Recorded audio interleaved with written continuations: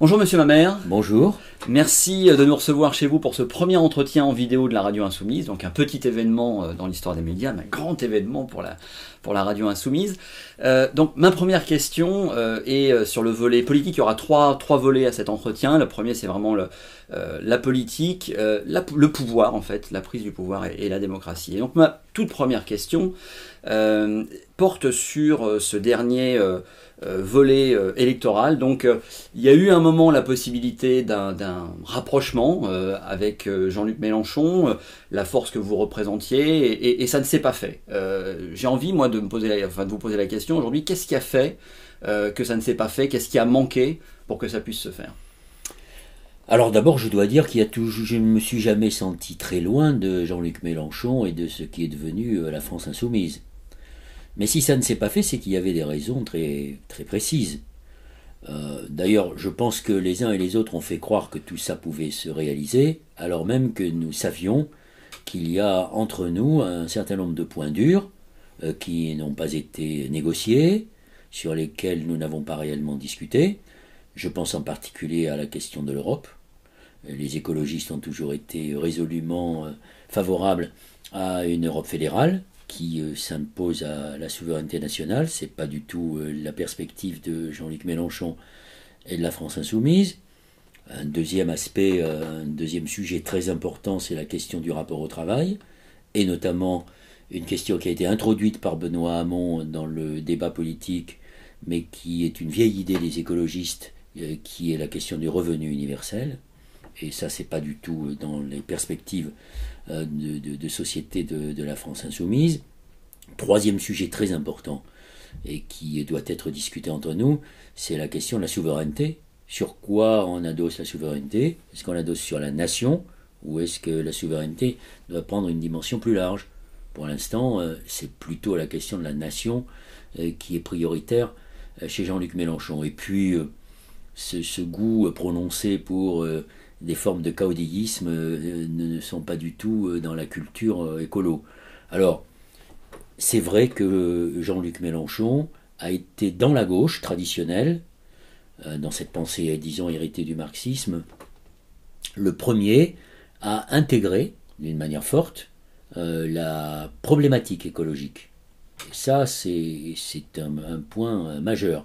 Je pense qu'il l'a fait sous l'influence de plusieurs personnes, notamment Martine Billard, qui était coprésidente du parti de gauche, mais qui a été pendant longtemps membre des Verts, qui a même été pendant 5 ans assiégé à l'Assemblée nationale avec nous. Et puis je pense qu'Éric Coquerel aussi a joué un rôle important, puisque c'est lui qui a diffusé le virus de la mer chez Jean-Luc Mélenchon. Donc voilà, il y a des rapprochements, il y a des choses qui sont communes, et il y a des sujets qui nous éloignent. C'est la raison pour laquelle, je ne sais pas, peut-être a-t-on eu tort, l'histoire le dira, nous nous sommes rapprochés de Benoît Hamon, parce que dans cette gauche héritée du marxisme, il y a un deuxième personnage qui a particulièrement bien intégré le projet écologiste, au point même qu'il l'a siphonné, c'est Benoît Hamon. De la question de l'Europe à celle du revenu universel, qui est donc un projet dont nous nous sentons beaucoup plus proches, avec lequel nous n'avons pas de différence de fond, et qui explique le retrait de Yannick Jadot dans cette campagne. Peut-être a-t-on eu tort, on n'aurait peut-être fait que 3%, mais il y aurait toujours eu une présence écologiste, et peut-être que l'échec de Benoît Hamon à la présidentielle est d'abord lié pour beaucoup à ses amis qui n'ont pas voté pour lui, et aussi au fait que sans doute une partie des Français ont vu un socialiste parler d'écologie, et peut-être aurait-il préféré que ce soit un écologiste qui parle d'écologie. Bon, on ne va pas maintenant refaire l'histoire, même cette petite histoire récente. Je pense qu'il faut avancer. Donc les choses avancent, parce que Benoît Hamon était présent à la manif organisée par la France Insoumise sur la question de la réforme du Code du travail. On se parle les uns et les autres. On sait qu'il faut avancer ensemble. Moi, par exemple, je ne suis plus en vitrine. Je suis dans la transmission, puisque je n'ai pas été candidat aux législatives et que j'ai cédé ma place de maire un des jeunes élus de mon équipe qui est écologiste et qui est membre de LV. Et je suis plutôt dans la passation, la transmission, et j'essaie de jouer un rôle de celui qui peut apporter son expérience. Et c'est la raison pour laquelle je me sens aussi bien quand j'adhère au projet du média citoyen, dans lequel on me propose d'être actif.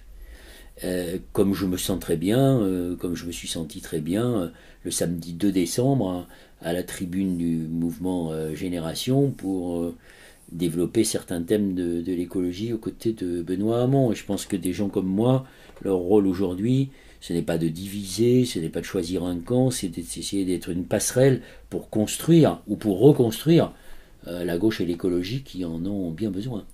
Alors vous avez mentionné le fait, peut-être c'était une erreur, donc que le candidat écologiste s'efface, mais est-ce qu'il n'y a pas peut-être une autre erreur, ou en tout cas une autre analyse à faire sur le fait que vous avez évoqué plusieurs points de divergence qui sont politiques? C'est intéressant d'ailleurs, parce que trop souvent, les médias notamment ont fait ressortir des querelles d'ego, etc., alors qu'on voit que il peut y avoir des divergences qui sont réelles et qui sont politiques.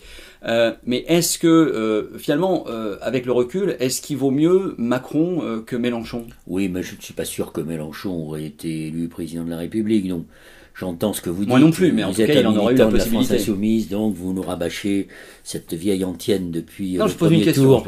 On a perdu à 600 000 voix. Rappelons que Jean-Luc n'est arrivé que 4e et non pas 2e. Donc, je pense qu'il faut que les choses soient clair et qu'il ne faut pas non plus croire que c'est arrivé. Il a fait un score formidable, c'est une réalité, mais prétendre qu'il aurait dû être le flambeau de toute la gauche, non, je ne suis pas d'accord. Et donc les différences de fond que je viens de vous expliciter sont suffisantes pour qu'ils n'ayons pas rallié le panache de Jean-Luc Mélenchon. Et de toute façon, je n'aime pas cette situation politique dans laquelle on est dans une posture obligée, avec d'un côté Macron et de l'autre Jean-Luc Mélenchon. Je pense qu'entre les deux, il y a un espace politique qui est aujourd'hui inoccupé, et je vais m'attacher, si on me le demande, à l'occuper avec ceux qui voudront le faire. D'accord. Mais vraiment, hein, l'objectif n'est pas du tout ni de ressasser les vieilles querelles. Et puis je vais vous dire une autre chose qui m'a beaucoup choqué de la part de Jean-Luc, qui est sans doute l'un des hommes politiques qui est le plus féru d'histoire de nous tous. Moi, quand j'étais candidat en 2002, je n'ai pas hésité, le premier, à appeler à voter Chirac pour que Le Pen ne fasse pas un point de plus au deuxième tour. Et je savais qui était Chirac. J'ai été choqué lorsque Jean-Luc, au soir du premier tour, a établi un parallélisme que je trouve insupportable entre ce qu'il a appelé l'extrême droite et l'extrême finance. Non, Macron n'est pas Madame Le Pen, quelles que soient les critiques qu'on puisse adresser à Macron. Donc il n'y a pas de parallélisme à faire entre deux options qui sont l'une est républicaine et l'autre ne l'est pas. Alors le parallélisme effectivement est contestable. Vous reconnaîtrez aussi que la France insoumise et Mélenchon en particulier ont souffert beaucoup de ce parallélisme entre les extrêmes qui se rejoignaient sur un certain nombre de points. Oui, mais c'était pas dit, ça a toujours été dit par une certaine partie de la presse et de l'opinion.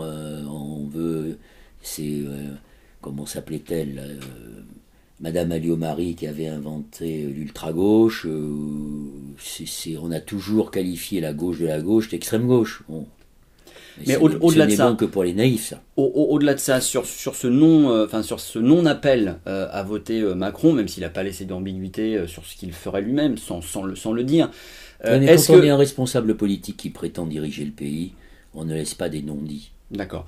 Est-ce que justement l'attitude du président Macron et de toute son équipe au soir même du second tour et immédiatement après, justement en se drapant dans une magnifique légitimité, en disant les Français ont voté, alors que pendant 15 jours tout le monde leur avait rabâché le fait de dire il n'y a pas d'autre choix que d'aller voter contre le fait d'avoir cette position-là. On a fait le même cinéma que pour Chirac. Chirac, il avait été élu avec 20% au premier tour, encore moins que Macron. Donc la démocratie a ses faiblesses. Mais si on commence à mettre en cause la légitimité de quelqu'un qui a été élu démocratiquement, je pense que ça sent le sapin. Donc voilà. D'accord. Donc Macron, il est aussi légitime que n'importe quel autre président qui l'a précédé. Et si vous faites la comparaison avec Chirac, vous avez vite la réponse. Mais moi, je ne suis pas macroniste, hein, chacun le sait. Oui. Mais je respecte, même s'il argue de sa légitimité trop souvent. Mais je ne remets pas en cause sa légitimité parce que je suis démocrate et républicain. Donc c'est énervant, mais on fait avec parce que ce sont les règles, quoi. Il a été élu. Voilà, il y a beaucoup de gens qui ont été élus avec une petite participation dans bien des élections. Si vous demandez à un député européen s'il est légitime, quand vous voyez le niveau de participation, vous pouvez lui adresser les mêmes reproches. D'accord. Alors vous avez soulevé plusieurs points, là, pour le coup, politiques de divergence avec le projet de la France Insoumise, notamment l'Europe. Alors j'entends la question du fédéralisme européen, mais dans l'état actuel des choses, avec une Europe qui est finalement à géométrie variable, quelle Europe ? Quelle serait cette Europe fédérale ? Bien sûr que je ne me satisfais pas de l'Europe d'aujourd'hui. Mais au-delà de son fonctionnement, une Europe qui est vouée, qui est complètement en relation quasiment incestueuse avec les lobbies, avec le système néolibéral. Bien évidemment que je ne me satisfais pas de cela.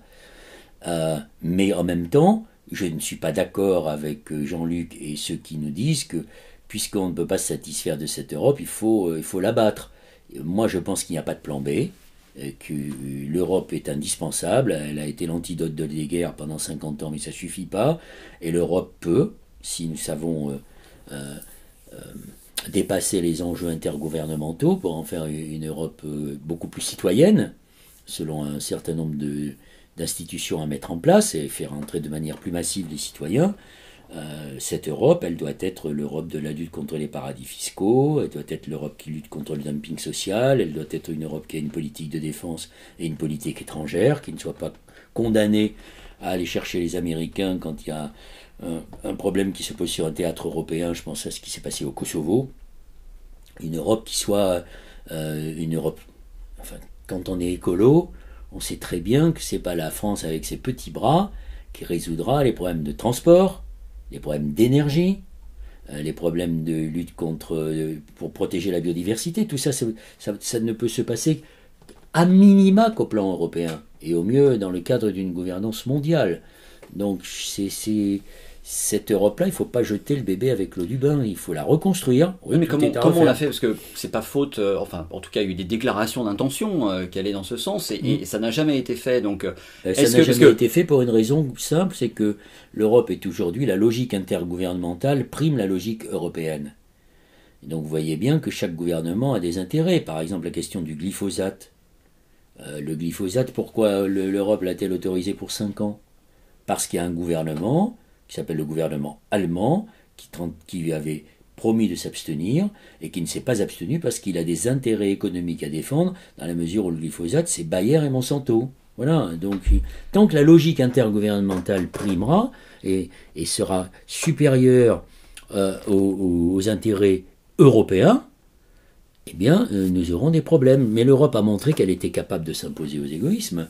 Je pense en particulier à des épisodes comme ceux des pluies acides, où ce sont des directives européennes qui ont fini par imposer leurs lois à des législations internes.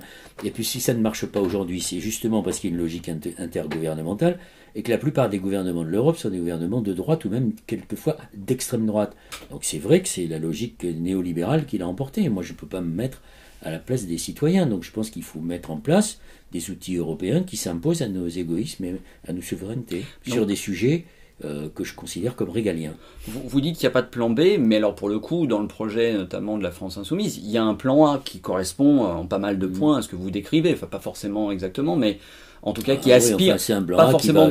qui va jusqu'à se retirer de l'euro. Oui, moi, je suis pas d'accord avec ça. Est-ce que en ce qui vous concerne, je ne sais pas si Benoît Hamon a fait un pas dans cette direction ou pas, mais est-ce qu'en ce qui vous concerne, il y a un point effectivement de rupture, c'est-à-dire un point de on essaye effectivement de faire évoluer l'Europe dans une certaine direction, mais il y a un point où on se dit qu'on n'y arrive pas et qu'il faut bien en tirer des conclusions. Pour l'instant, on n'est pas au pouvoir, hein, donc on peut toujours essayer. Mais si on y était, si on y était et qu'on voit qu'on n'y arrive pas, qu'est-ce qu'on fait ? On verra. Pour l'instant, moi je ne renoncerai pas à l'idée d'Europe.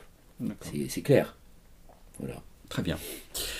Alors, il y a une autre question que vous avez évoquée tout à l'heure et que vous allez peut-être m'aider à retrouver parce qu'elle m'est sortie justement sur ces divergences. Alors, sur la souveraineté, par exemple, oui. Bah, Jean-Luc Mélenchon, il adosse la souveraineté sur le périmètre de la nation. Et les écologistes, depuis fort longtemps, n'adossent pas la souveraineté sur le périmètre de la nation, mais sur le périmètre européen. Et donc ça ne veut plus rien dire aujourd'hui, une souveraineté nationale. Mais quelle Europe justement parce qu'aujourd'hui encore, l'Europe est composée, le monde entier d'ailleurs est composé de nations.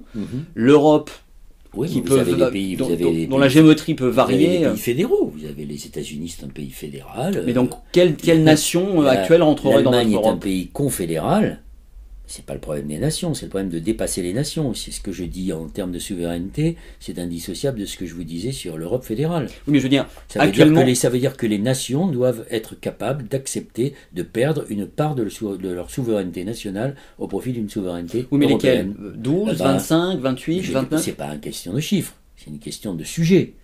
Je suis par exemple plus convaincu qu'on doit abandonner une part de notre souveraineté nationale sur la question des paradis fiscaux, sur la question fiscale, sur la question sociale, sur la question des transports, sur la question de l'énergie, sur la question de la défense, sur la question de la politique étrangère. Mais est-ce que vous voyez ça comme des sujets auxquels différentes nations adhèrent pour devenir une espèce de fédération, ou est-ce que c'est un mixte global traité qui doit le régler? Et donc il y adhère qui veut. Ce sera un peu ça le principe. Il y adhère qui veut. Écoutez, ce sera peut-être une Europe à géométrie variable, mais c'est pas la première fois qu'on propose un noyau dur européen qui avancerait et qui permettrait d'aspirer à un certain nombre d'autres pays. C'est comme ça que s'est construite l'Europe. Parce que ça ressemble un petit peu à certains aspects du plan B en l'occurrence. Bien sûr, mais il n'y a pas, si vous voulez, on est dans un monde où on veut nous faire croire que le monde est binaire. Non, le monde n'est pas binaire. Contrairement à ce que nous racontait M. Bush dans la lutte du bien contre le mal, ou Sarkozy qui nous disait travailler plus pour gagner plus, le chômeur contre le travailleur, l'islam contre la République. Le monde est complexe. Et justement, la noblesse de la politique, c'est d'expliciter la complexité du monde. Ce n'est pas ce que font les hommes politiques aujourd'hui, puisqu'ils choisissent la solution de facilité, qui est celle d'une manière de réductionnisme, de simplification. Mais c'est un poison, la simplification. De même que la dictature de l'instant est un poison pour la démocratie, comme la dictature, la tyrannie de l'émotion. La simplification, la tyrannie de l'émotion et la dictature de l'instant, c'est trois poisons terribles qui sont en train de miner la qualité démocratique d'un pays. Alors on y viendra dans notre sujet suivant, parce qu'on parlera des médias qui peuvent avoir un rôle à jouer justement dans cette transition. Aujourd'hui, pour revenir sur ce qu'a été le projet, au-delà du projet politique, la forme de mouvement qui est prise par la France Insoumise, est-ce que c'est quelque chose qui vous inspire, ou en tout cas dans lequel vous voyez quelque chose d'intéressant ? Je trouve que c'est très intelligent, c'est une très belle construction. Et je pense que c'est une réussite unique dans le paysage politique français. Alors je sais qu'un certain nombre de collaborateurs de Jean-Luc Mélenchon sont allés aux États-Unis s'inspirer de ce qui était fait avec Obama. Mais oui, c'est vrai que la manière dont est construite cette horizontalité, qui quelquefois est un peu d'apparence, parce qu'en fait ça se décide en haut, mais oui, on voit bien que ça fonctionne formidablement bien, que l'utilisation de tous ces outils liés aux réseaux sociaux est participatif et particulièrement efficace. Ah oui, là, respect.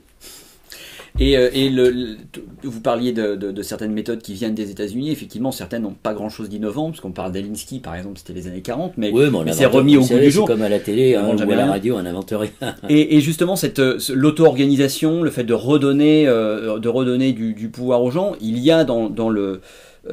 c'est peut-être une différence d'ailleurs politique, puisque dans le programme de la France Insoumise, il y a la 6ème République, mais surtout il y a l'Assemblée constituante. Est-ce que c'est quelque chose qui vous inspire ? Alors la 6ème République n'est pas une idée neuve. Je pourrais vous sortir dans ma bibliothèque la campagne de Dominique Voynet en 1995, c'était déjà la 6ème République qui après a été reprise par Montebourg et machin. Non, puis Benoît Hamon l'a porté aussi, mais la notion de constituante, est-ce que le fait de la faire décider, de la faire construire... C'est très intéressant, bien sûr.